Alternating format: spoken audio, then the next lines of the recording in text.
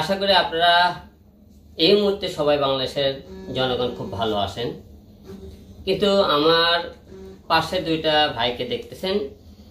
আপনি পরিচয় বলুন। আপনি? আমি আনসার সদস্য। আপনি? আমি পিসি মোহাম্মদ জাহিদুর রহমান। আপনি? পিসি মোহাম্মদ জাহিদুর রহমান, আনসার কমান্ডার। আচ্ছা, দুইজন ব্যক্তিকে দেখছেন, তারা আনসারের চাকরি করে আমাদের জনগণের সারা রাত জাগে, আমাদের সেবা করে, যে কোনো আপদ বিপদে। অনেকেই আপনারা কাউকে খুঁজে না পেলে আমরা আনসার বাহিনীকে গ্রামগঞ্জে একটু খুঁজে পাই, আমরা সবাই জানি। তো এইবার যে আমাদের গণ আন্দোলন, ছাত্রদের যে আন্দোলন, তারই মধ্যে আমাদের 7 জন এনাদের আনসার বাহিনী মারা গিয়েছে। এখন তাদের দাবি যে তারা এই সরকার, আমাদের আওয়ামী লীগ সরকার যতদিন ছিল, প্রতিটা লোকের যার বেতন ধরেন 36,000 টাকা, 25,000 টাকা, আপনার বেতন পাচ্ছেন কত? 16,200 টাকা বেতন, 16,000 টাকা করে বেতন পাচ্ছে। এবং এই যে 36,000 টাকা মনে করেন সরকারের খাতান দেখানো হয়েছে, তার কেড়ে 36,000 টাকা বেতন, কেউ 26,000 টাকা বেতন, তারা পাইছে 16,000। বাদ বেজা টাকা পাইছে কে? যারা এটার দায়িত্ব ছিল। দায়িত্ব কে ছিল আপনাদের? আমাদের দায়িত্ব হচ্ছে আমাদের বাহিনীর প্রধান major general DG. Major general DG নাম কি? ঠিক আছে, ডিজি ইনামুল হক শামীম ভাই দায়িত্ব ছিল তাদের। এই টাকাগুলো তিনি কিন্তু মেরে দিয়েছেন। এখন তারা আন্দোলন করতেছে, তারা বর্তমানে মারা গেলে অন্য সরকারি চাকরি বলতে সরকারি জনগণের যারা দায়িত্ব পালন করে, আর সরকারের বাহিনী অনেকে মারা গেলে টাকা পায়, তারা কেন পাবে না? 3 বছর পর চাকরি থাকে না। এবং তাদের একটা দিন দেখেন, 3 বছর পর পর তাদের চাকরি থাকে না, তাদের বাড়ি চলে যাওয়া, 6 মাস 1 বছর বেকারেরা কি করে? তাদের বাড়ি চলে যেতে হয়, 6 মাস 1 বছর তারা বেকার থাকে।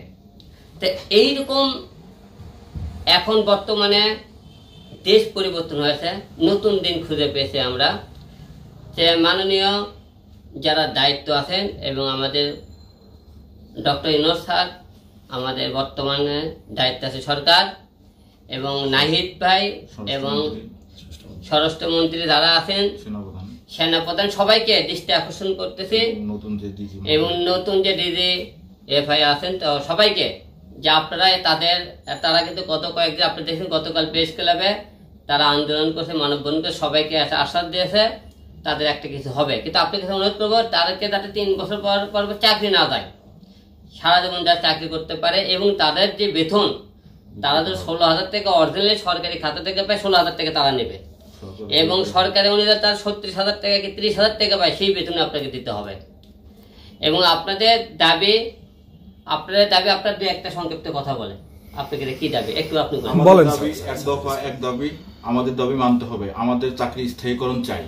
আমাদের 6 মাস 1 বছর বসে থাকা লাগে। আমাদের এই 6 মাস 1 বছর আমাদের বাড়ির পরিবার পরিজনদের নিয়ে চলাফেরা করা খুবই কষ্ট হয়, এবং সন্তানদের লেখাপড়ার খরচ চালাতেও খুব কষ্ট হয়। কিন্তু 6 মাস 1 বছর ঘুরে থাকলে আমাদের হয়তো দিন মজুরি বা রিক্সা চালাতে হয়। আমরা এই কেমন বাহিনী, কেমন আমরা সারা বিশ্বের কাছে আজকে জানতে চাই। বাহিনী এক থাকবে, আর বাহিনী থাকবে সবসময় দেশের কল্যাণের জন্য। আমরা দেশের কল্যাণের জন্য আসি। আজ আমাদের দেশ আমাদেরকে কল্যাণের জন্য, আমাদের জাতীয়করণের দাবি এটাই আমাদের, এবং আমাদের রেশন সমস্ত কিছু দাবি দাও মেনে নেওয়ার জন্য আমরা আহ্বান করছি স্যারদেরকে। আমি আনসার সদস্য। আমি চাকরি করে আজ 14 বছর। চাকরি জীবনে এই 14 বছরের ভিতরে এর আগের ডিউ 3 বছর শেষ করে আমি 11 মাস পর মেসেজ পেয়েছি। এই 11 মাস আমি বাড়িতে বিভিন্ন মানুষের জমিতে কাজ করেছি।